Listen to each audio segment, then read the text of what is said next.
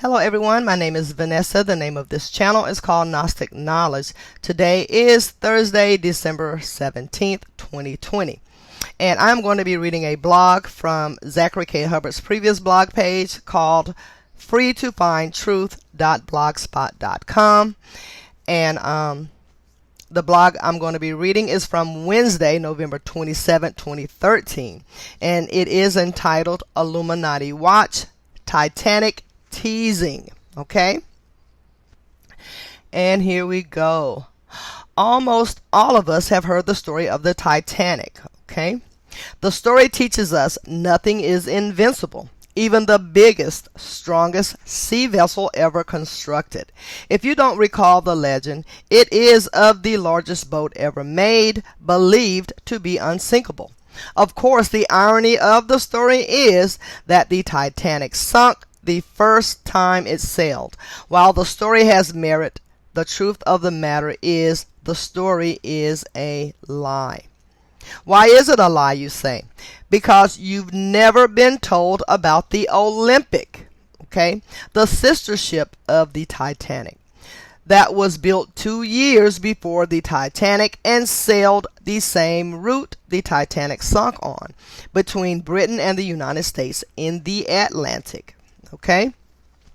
When you learn about the Olympic, you learn the legend of the Titanic isn't as amazing as you once believed. It isn't as amazing because an identical ship in size, every bit as big as the Titanic, had been sailing, okay?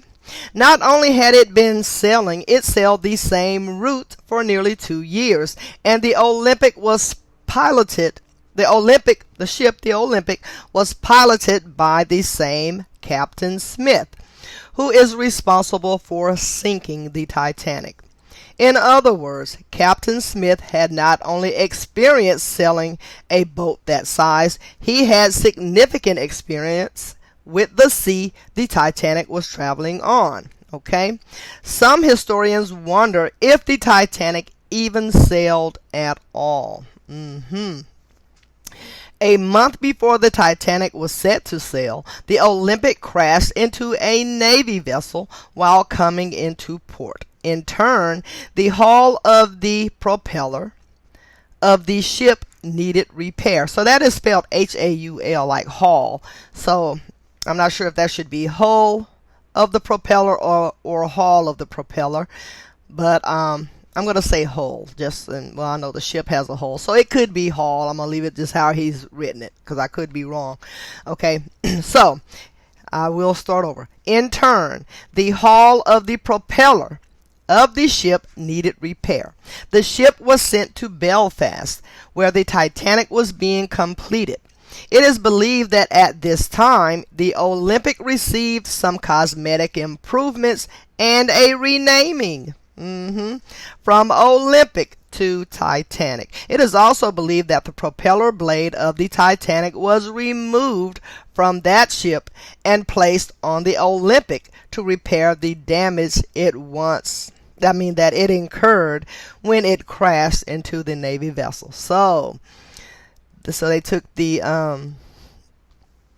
damaged blade from the Olympic, the damaged propeller, and put it on the Titanic. Okay, that is crazy. So let me read that one more time. It is believed that the propeller blade of the Titanic was removed from that ship and placed on the Olympic to repair the damage it incurred when it crashed into the Navy vessel. To date, those who deny the switching of the Olympic of the Titanic say the propeller blade found on the sunken ship is proof the boat is actually the Titanic. But is it really? There is more evidence suggesting it is not. Okay? For example, take the 1898 novel Futility, written by Morgan Roberts. The story is of the largest boat ever built, the Titan. In the book, a devious plot of assassination and fraud is carried out when the largest boat ever made, the Titan, is sunk intentionally on its first voyage after hitting an iceberg in the northern Atlantic. Either this Morgan Robertson was a psychic or he knew about something, not unlike the brother of the Oklahoma governor who wrote about a Tom McVeigh, spelled M-C-V-E-Y, who destroys an Oklahoma federal building before later flying a plane into the World Trade Center. The book, The Final Jihad, was written before the OKC bombing and events of 9/11 in 1991 and first published in 1994. So, and let me go to the calculator here. So let's see here. Here we go. I'm going to type in these names, these words that he has here, so we can know exactly what the which cipher they equate to in. Okay, so the first name, Morgan. Did I spell that right? Okay, so Morgan equates to 32 in the reduction cipher. Okay. Robertson, let's see what he equates to. He equates to 45, so let's see what it is. R-O. Robertson equates to 45 in the reduction cipher as well. And then we'll do Morgan Robertson. Okay, and Morgan Robertson equates to 77 in the same cipher, the reduction cipher. And the 77th meridian is the American meridian. And the phrase Knights of Templar has a gematria of 77. So let me write the 77th meridian because I believe it also. Let me see what it says here. Oops. Give me a second. Get that out. Come on. TH. M-E-R-E-D-I-A-N. Meridian. Maybe without the sevens, the two sevens.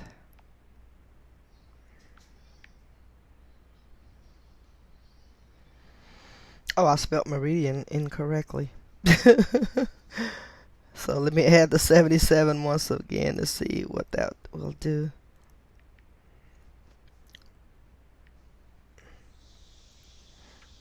Yeah, I think I'm pretty sure that the 7 shouldn't be there. But maybe he meant it in words. And, okay, anyway, I'm moving on. But the phrase, the Knights Templar, let's see, that would probably be in the reduction cipher as well. So, Knights Templar.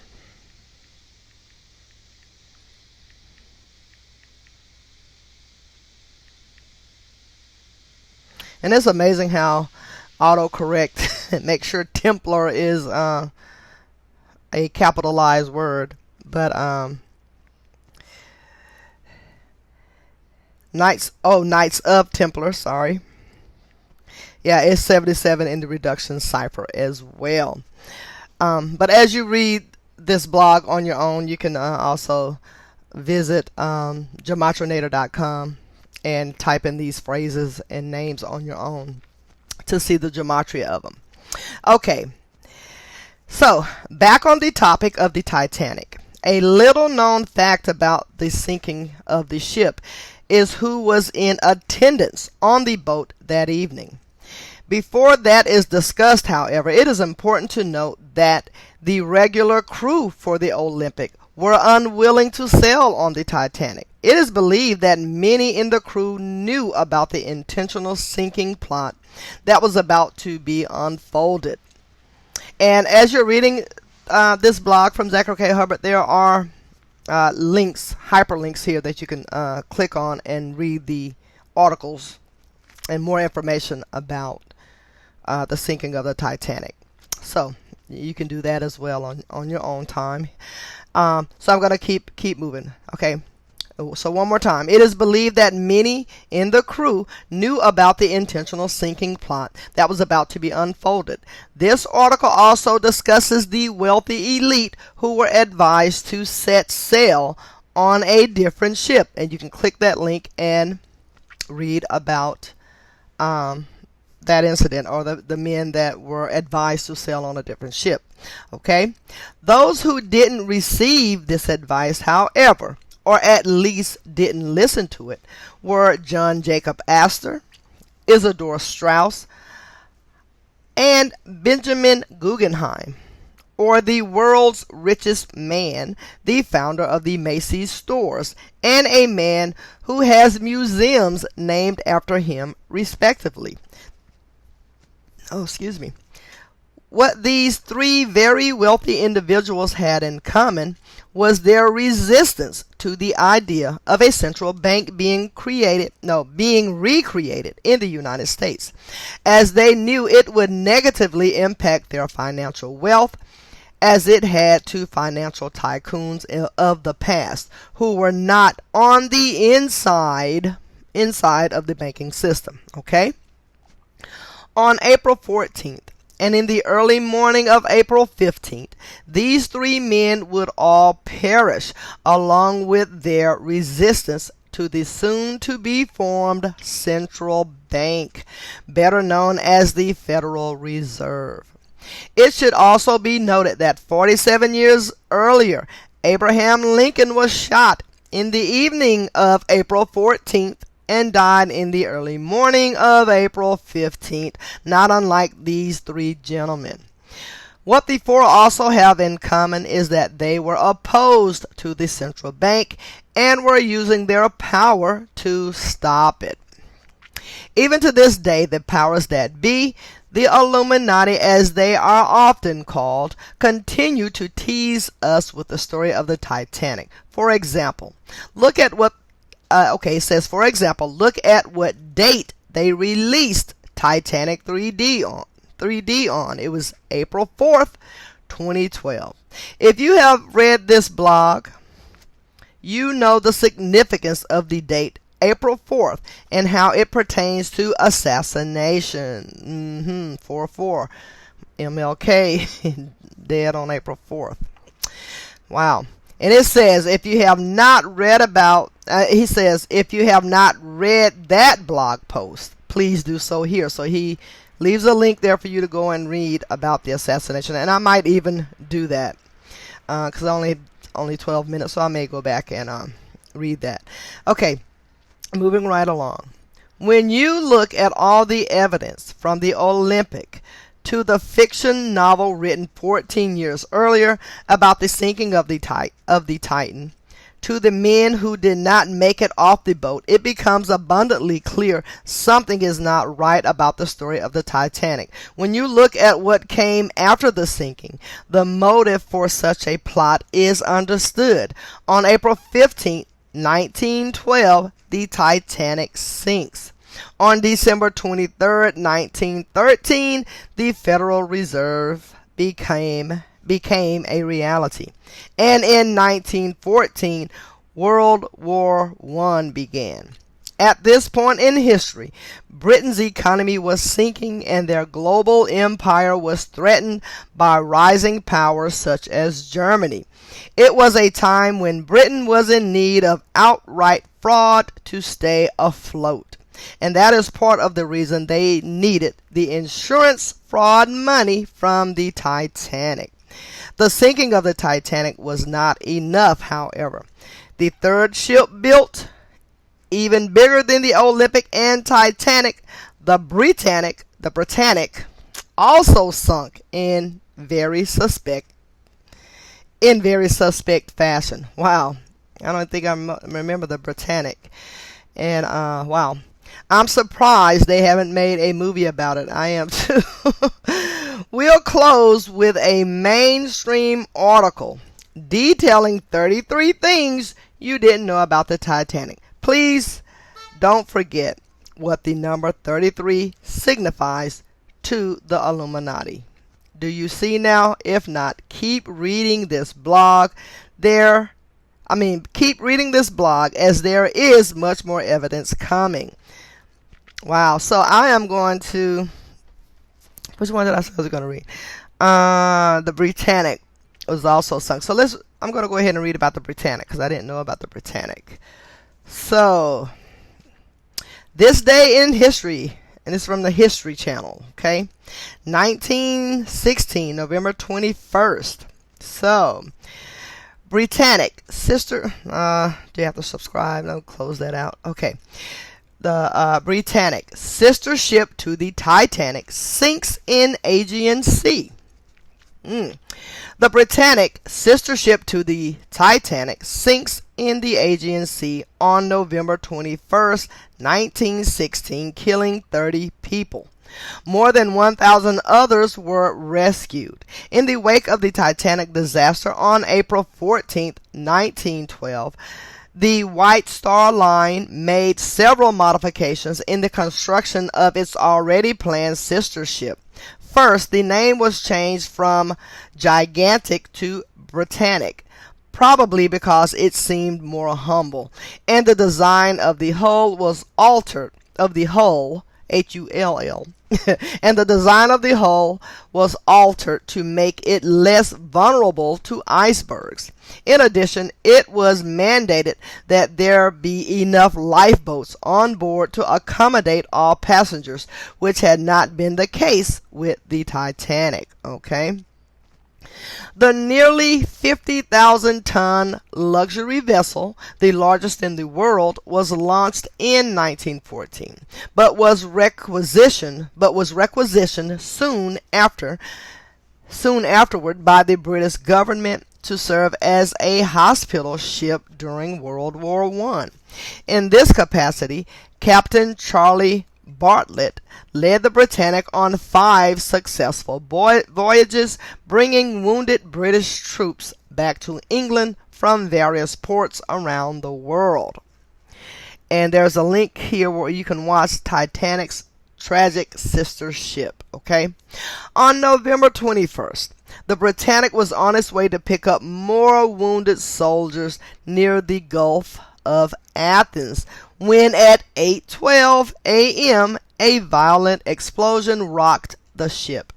Captain Bartlett ordered the closure of the watertight doors and sent out a distress signal. However, the blast had already managed to flood 6 whole compartments, even more extensive damage than that which had sunk the Titanic. Wow.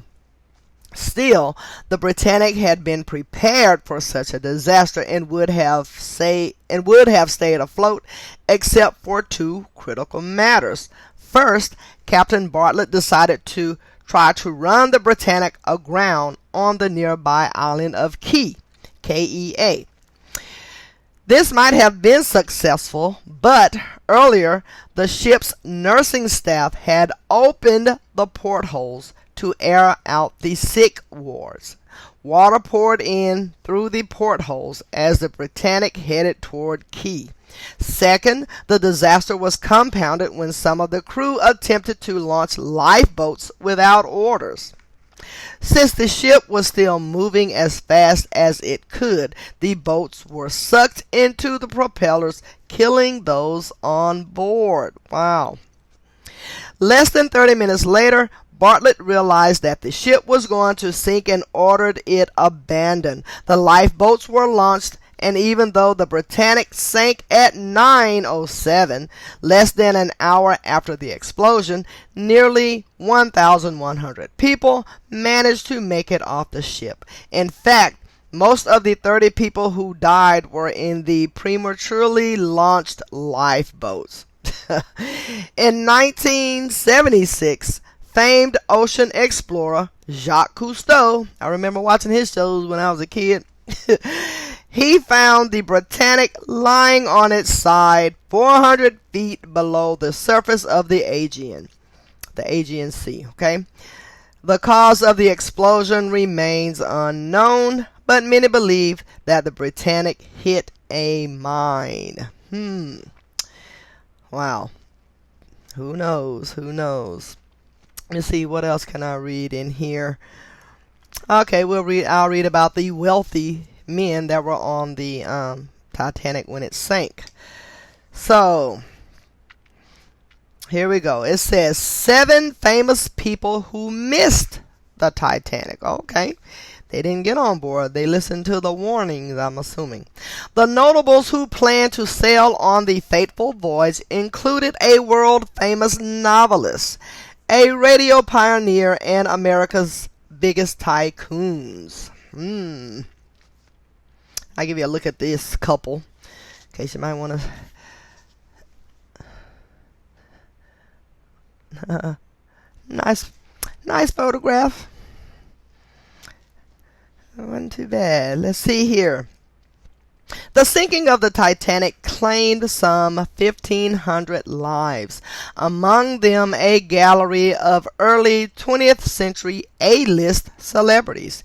Captains of industry John Jacob Astor IV and Benjamin Guggenheim both went down with the ship, as did Macy's co-owner Isidore Straus and his wife Ida, who refused to leave his side. The popular American mystery writer Jacques Futrelle, Futrelle, Jacques Futrelle, the American painter and sculptor Francis Millet, and Major Archibald Butt, B-U-T-T, friend and aide to then President William Howard Taft, were lost as well. Wow. But for all the bold-faced names among the Titanic victims, many more might have been aboard, but for the vagaries of fate. And let me see what that word is, because I'm not familiar with that word. V-A-G-A-R-I-E-S. Let me see, what does that mean? Okay, vagary. An unpredictable or erratic action, occurrence, course, or instance. A whimsical, wild, or unusual idea, desire, or action. Okay, so these people just on a whim decided not to get on the boat is what I'm assuming this is saying. So, so one more time. But for all the bold-faced names among the Titanic's victims, many more might have been aboard, but for the vagaries of fate. Among them were Theodore Dreiser, or Dreiser. I don't know how to pronounce his name, but I will spell it for you. It is D-R-E-I-S-E-R. Theodore Dreiser, I would imagine. Okay, the novelist, then 40, considered returning from his first European holiday aboard the Titanic. An English publisher talked him out of the plan, persuading the writer that taking another ship would be less expensive. Dreiser was at sea aboard the liner Kroonland, Kroonland, when he heard the news. He recalled his reaction the following year in his memoir, A Traveler at 40. To think of a ship as immense as the Titanic, new and bright, sinking in endless fathoms of water, and the 2,000 passengers routed like rats from their berths, only to float helplessly in miles of water, praying and crying. And if you want to get a look at Mr. Dreiser, he looks very solemn to me, but that's Mr. Dreiser right there. Theodore. Okay, moving right along. Or maybe do I have to hit next? Oh, gotta hit the little button to go forward. Here we go. This gentleman's name is I cannot pronounce his name, so I shall spell it for you. Guglielmo.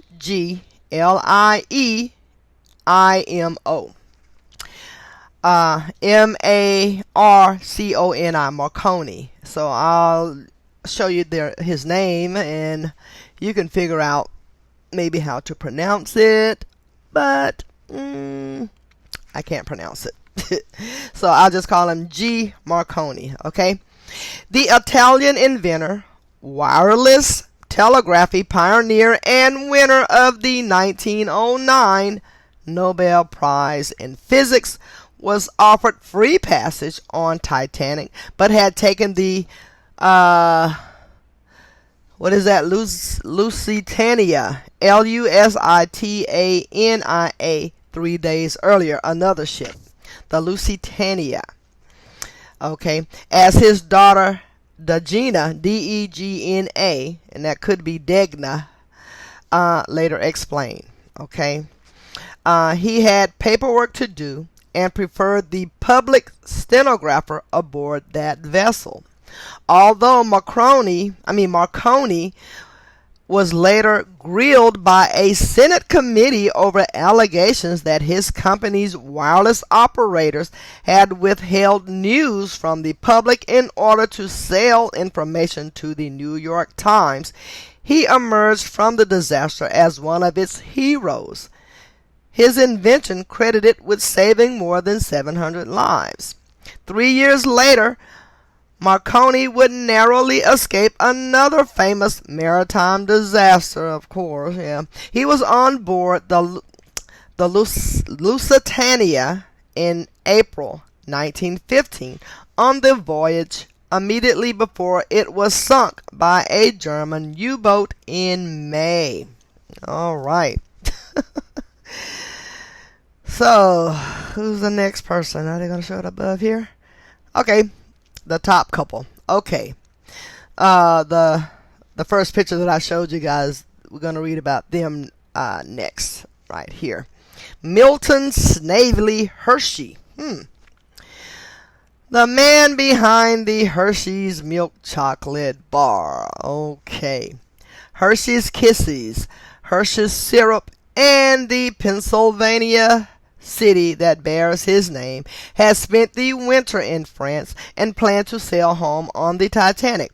The Hershey Community Archives has in its collection a $300 check Hershey wrote to the White Star Line in December 1911, believed to be a 10% deposit toward his stateroom, according to archivist Tammy L. Hamilton. Fortunately for Hershey, business back home apparently intervened, and he and his wife instead caught a ship that was sailing earlier, the German liner America, with a K, K-A-A-M-E-R-I-K-A. The America would earn its own footnote in the disaster as one of several ships to send the Titanic warnings of ice in its path. Okay, the next person, and this is number 4 of 9 that I'm going to read about. Okay, J. Pierpont Morgan, and you can get a look at his mug.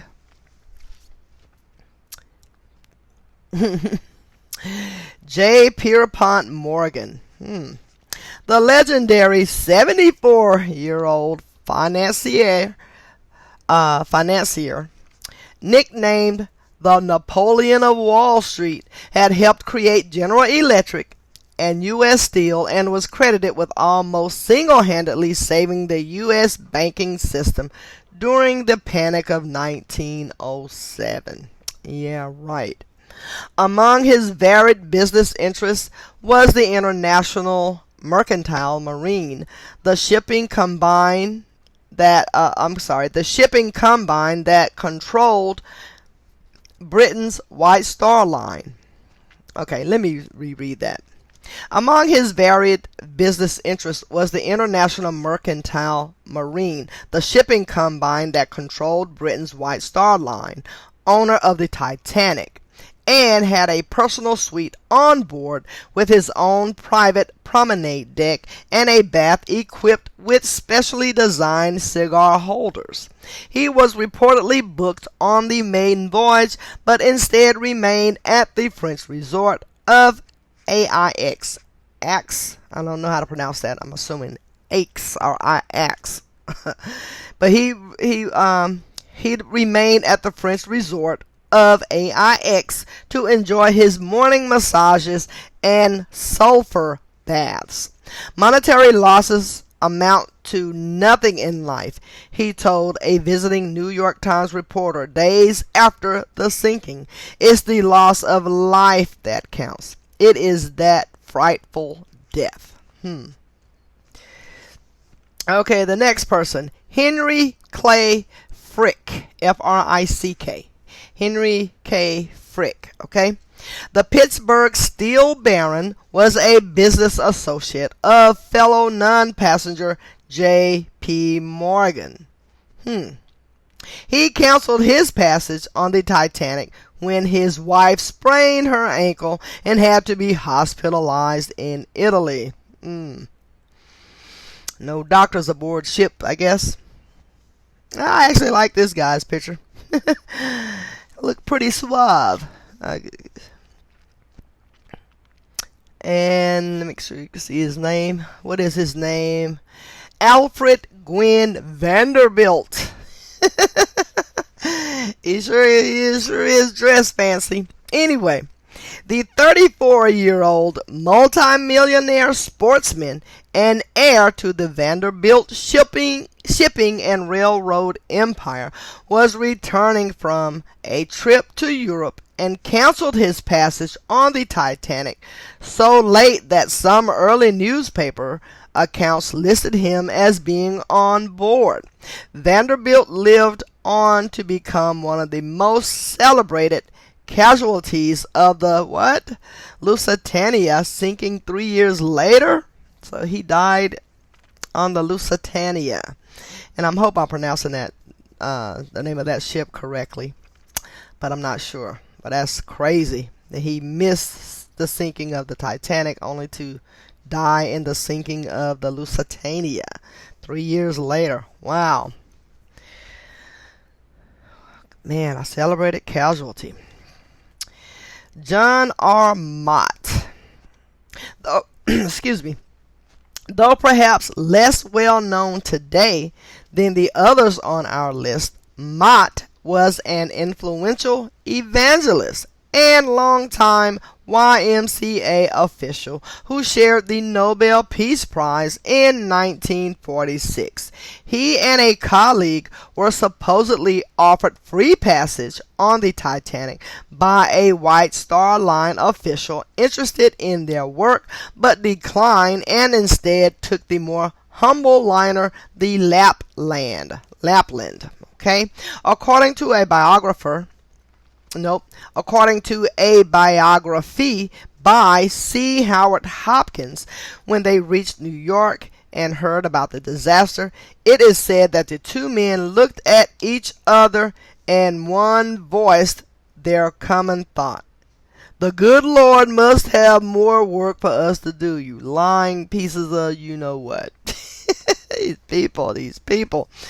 Ain't got no work for you to do. You guys are doing all kind of atrocities. That's just my opinion, That's crazy. Okay, legions more who just missed the ship. Many families on both sides of the Atlantic have stories of relatives who might have been aboard the Titanic, but fortunately for future generations, missed the boat, okay? Though only a small percentage of such tales may have much basis in reality, they are part of a long lying tradition. I just added lying, but it's a part of a long tradition. In fact, within days of the disaster, newspapers were already remarking on the phenomenon. Just missed it. Club formed with 6,904 members. Michigan's SALT, S-T-E, I don't know what that means. Michigan's SAULT, SALT State Marie Evening News. I'm going to highlight that so you can read it.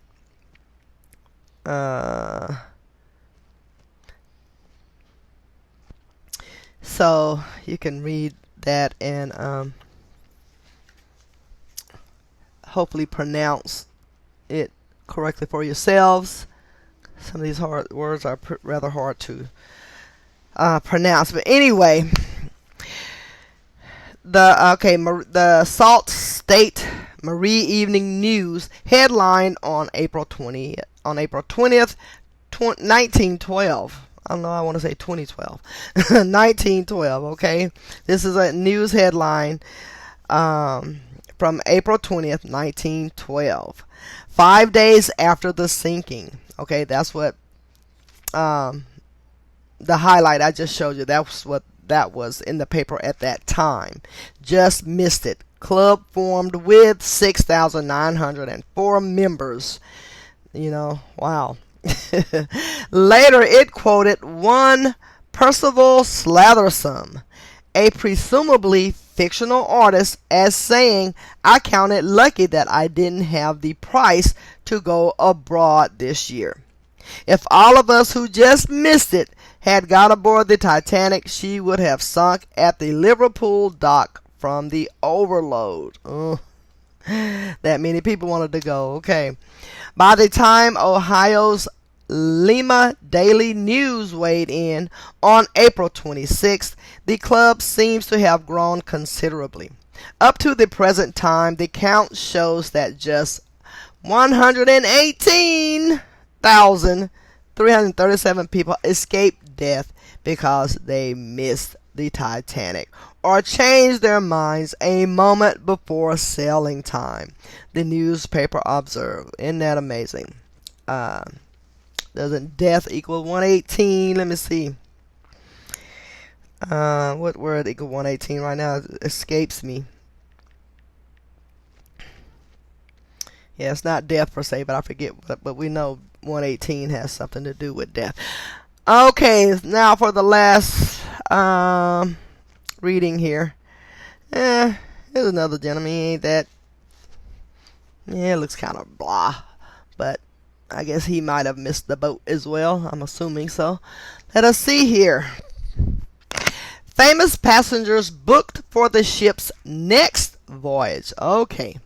The Titanic's return trip to England was scheduled to begin on April 20th. Among the more famous names who had apparently booked passage, Henry Adams, descendant of two presidents and author of The Education of Henry Adams. Okay? Alrighty. John Alden Dix, D-I-X, then governor of New York. Okay? Wow. J. Bruce Ismay, I-S-M-A-Y. J. Bruce Ismay, managing director of the White Star Line, a survivor of the Titanic disaster. Ismay was portrayed as a villain in many accounts, in part for the ship's shortage of lifeboats and for getting himself safely into one. I remember that part of the movie. Okay, and Guglielmo, which I can't pronounce his name, G-U-G-L-I-E-L-M-O, Marconi, I'm sorry. So G. Marconi, having skipped the maiden voyage, Marconi had apparently made arrangements to take the second. Okay. Frank Sieberling, founder of Goodyear Tire and Rubber. Other would-be passengers had booked even further ahead. For example, J.C. Penney, founder of the department store chain that still bears his name, was set to sail on the Titanic's next crossing from England to the United States. So that is, rather interesting information. It is just, you just know something is not quite right with these stories, but these people, they don't care. And wow, it's just amazing. Anyway, I will end my reading of this blog here, and be sure to check out freetofindtruth.blogspot.com and come to or either type in, if you want to read this blog from November 27, 2013, just type in Illuminati Watch, Titanic Teasing, and you can help yourself to reading all the different links that he has pertaining to the story. So in the meantime, you guys enjoy your day, and I will be back later. Thank you. Bye-bye.